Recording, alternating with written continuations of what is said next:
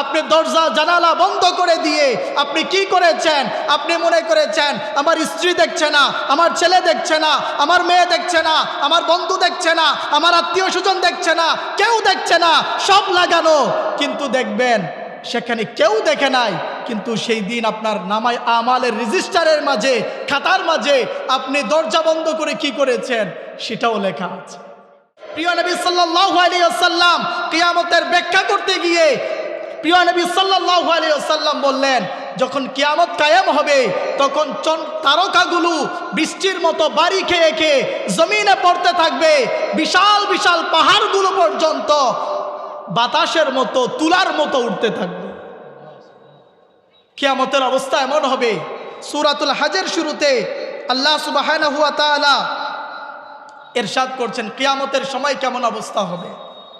ইয়া আইয়ুহান নাসু তাকু রাব্বাকুম ইন্না জালজালাতাস সাআতি শাইউন আযীম।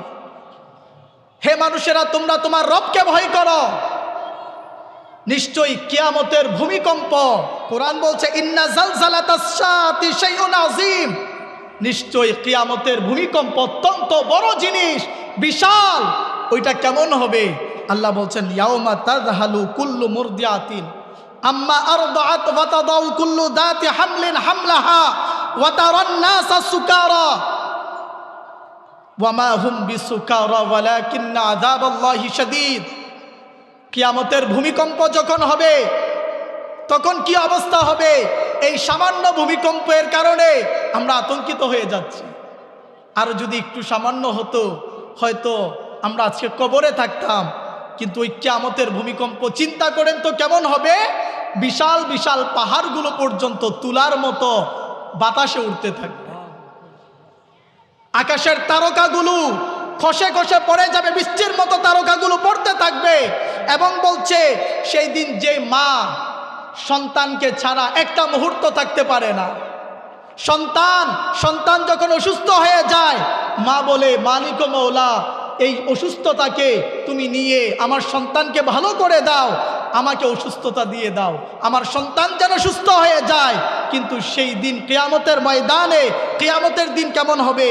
মা সন্তানকে ভুলে যাবে, দুধ পান করানোর কথা ভুলে যাবে, দুধ পান করাবে না, মা সন্তানকে ভুলে যাবে। এবং যেই মহিলাদের পেটে সন্তান থাকবে ওই মহিলারা সন্তানকে প্রসব করে দিবে। এবং মানুষগুলো এমন হবে যেমন নেশা করলে মানুষ হেলতে থাকে, দুলতে থাকে, তখন মানুষগুলোকে দেখে মনে হবে তারা নেশার মধ্যে আছে, তারা এইদিক যাবে ওই দিক যাবে, পেন্ডুলামের মতো দুলতে থাকবে। কোরআন বলছে ওয়ামা হুম বিসুকারা, তারা নেশা করে নাই, তারা নেশাগ্রস্ত নয়। কিয়ামতের ভয়াবহতার কারণে আজকে তাদের এই অবস্থা। ওয়ালাকিন্না আযাবাল্লাহি শাদীদ, কিন্তু তোমাদের রবের আযাব অত্যন্ত কঠিন। একটু চিন্তা করেন না ওই কিয়ামতের অবস্থা কেমন হবে? মা নিজের আপন সন্তানকে দুধ পান করাতে ভুলে যাবে, যেই জায়গায় মা নিজের জীবনকে দিয়ে দিতে চায় সন্তানের জন্য। মা এটা দোয়া করে, মওলা আমাকে নিয়ে নাও, আমার সন্তানকে বাঁচিয়ে রাখো, কিন্তু মা সন্তানকে ভুলে যাবে। একটু চিন্তা করি ওই কিয়ামতের অবস্থা কেমন হবে। আল্লাহ তাআলা কোরআনে কারীমে এই কিয়ামতের কথা বর্ণনা করছে।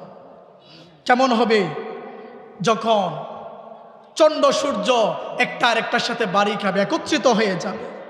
ইয়াকুলুল ইনসানু ইয়াউমাইযিন আইনাল মাফার, মানুষগুলো বলতে থাকবে আজকে পালিয়ে যাব কোথায়? কাল্লা লা ওয়াজা, পালিয়ে যাওয়ার জায়গাও নাই, কোনো জায়গা নাই। ইলা রাব্বিকা ইয়াউমাইযিনিল মুস্তাকার, দৌড়িয়ে রবের দিকেই যেতে হবে, রবের কাছেই প্রত্যাবর্তন করতে হবে। ইউনাব্বাউল ইনসানু ইয়াউমাইযিন বিমা কদ্দামা ওয়া আখার,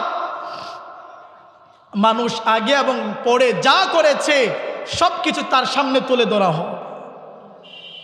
যা করেছেন আপনি আমি, আল্লাহ তাআলা জিন্দেগি দিয়েছে আপনাকে আমাকে, 60 বছর 70 বছর 80 বছর 100 বছর, এই জিন্দেগিতে কি করেছেন, আগে কি করেছেন, পরে কি করেছেন, সবকিছু আপনার সামনে তুলে ধরা হবে। আপনার নামায়ে আমল আপনাকে তুলে দেওয়া হবে, আপনার হাতে দেওয়া হবে। আপনার নামায়ে আমল কি করেছেন পুরো এক রেজিস্টার দেওয়া হবে আপনাকে। তখন আপনি নিজেই বলবেন, আমি নিজেই বলবো, মালি হাদাল কিতাব লা ইউগাদিরু সগীরাতাও ওয়ালা কাবীরাতান ইল্লা আহসাহা। এই কিতাবের কি হয়ে গেল? এই কিতাবে ছোট বড় যা আছে, আপনি দরজা জানালা বন্ধ করে দিয়ে আপনি কি করেছেন? আপনি মনে করেছেন আমার স্ত্রী দেখছে না, আমার ছেলে দেখছে না, আমার মেয়ে দেখছে না, আমার বন্ধু দেখছে না, আমার আত্মীয় স্বজন দেখছে না, কেউ দেখছে না, সব লাগানো।